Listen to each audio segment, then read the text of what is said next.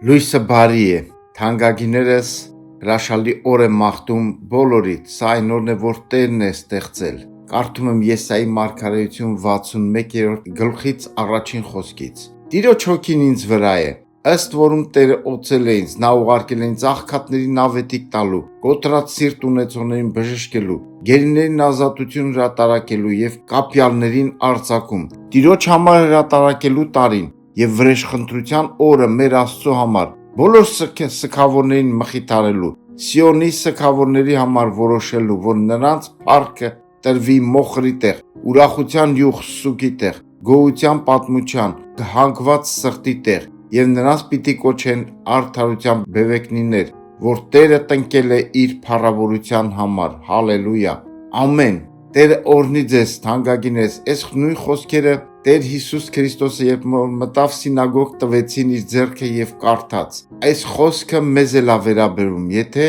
Տիրոջ հոգին եկել է մեր կյանքում, նա եկել է ինչի համար, սիրելիներ, առանց Տիրոջ հոգի, գիտեք մենք ովքեր ենք, սգավորներ ենք, մոխրի մեջ ենք, մոխրացած է շատ բաներ մեր կյանքում, սուգ, մոխրություն, հանգած սիրտ, սիրելիներ, բայց Տիրոջ հոգին եկավ մեզ վրա եւ փոփոխումներ եղավ։ Ինչ փոփոխում, մոխրի տեղ փառքը տվեց, իր փառքը եկավ մեր վրա, սուգի տեղ ուրախությունը եկավ, եւ եթե հանգած էր, կյանք չկար, նա տվեց մեզ գոհության պատմության, հալելույա, եւ դրա համար ինչ պետք է անենք մենք, այդ տրվածը տանենք մենք էլ, տանենք բոլոր նրանց, ովքեր կոտրած սրտեր ունենք, բժշկենք, գերիներին ազատություն, սա է մեր գործը, սիրելիներ, եկեք անենք սա, համարձակ լինենք, Տիրոջ հոգին եկել է մեր կյանքում դրա համար, սկսենք գործել, փառք Աստծուն, սկսենք, տեսնենք այն գործումը, այնքան մարդիկ կան գերության մեջ են, ես համարյա ամեն օր շփվում եմ